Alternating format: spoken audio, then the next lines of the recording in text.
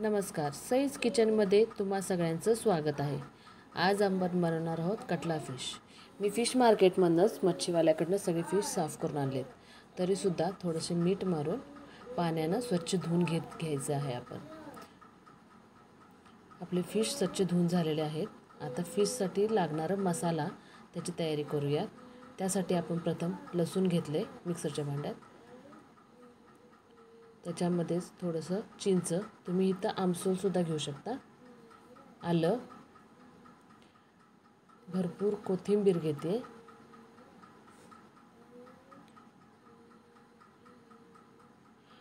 4 हिरव्या मिरच्या, जिरं, चवीनुसार मीठ। हे सगळं वाटण करून घ्यायचं आहे। वाटण आपलं आता तयार आहे।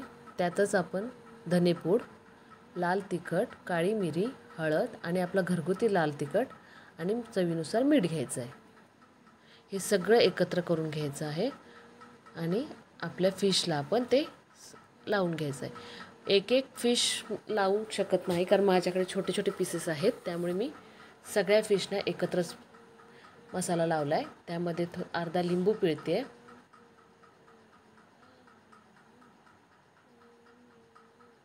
अर्धा लिंबू पिळून एक अर्धा तास आपण हे सगळा मसाला लावलेला फिश ठेवायचा आहे। ज्यामुळे काय होतं, तो मसाला सगळा त्यामध्ये मुरला जातो।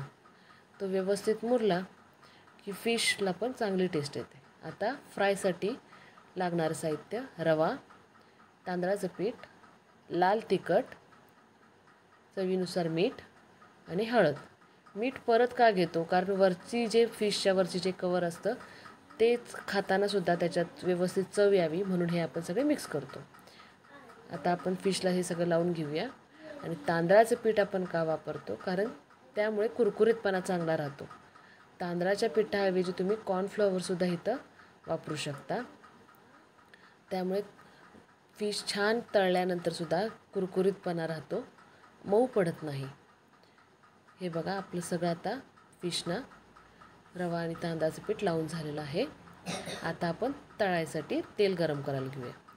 तेल चांगलं गरम करून घ्यायचं आहे प्रथम, आणि फिश सोडताना सुद्धा फुल गॅसच ठेवायचा आहे थोडा वेळ। तर तेल गरम झालेलं आहे, आपण फिश सोडूया।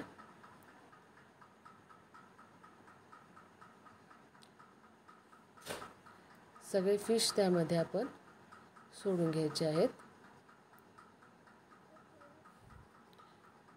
थोडे लालसर झाले की मग थोडा मीडियम मध्ये गॅस ठेवायचा आणि मग पलटत राहायचं।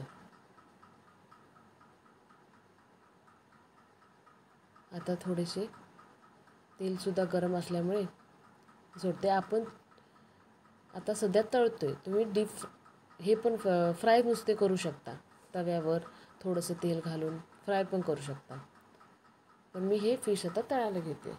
बघू शकता चांगल्या लालसर कलरमध्ये झालेले आहेत, आणि तळताना सुद्धा त्याच्यावरचं आवरण जे आहे आपण लावलेलं आहे ते नाही निघालेलं, चांगलं त्याला व्यवस्थित चिकटून आहे। अशा प्रकारे हे आपले कटला फिश फ्राय छान कुरकुरीत असे तयार झालेले आहेत। तुम्हाला आमची रेसिपी कशी वाटली हे नक्की आम्हाला कळवा, आणि काही सजेशन असेल तरीही द्या।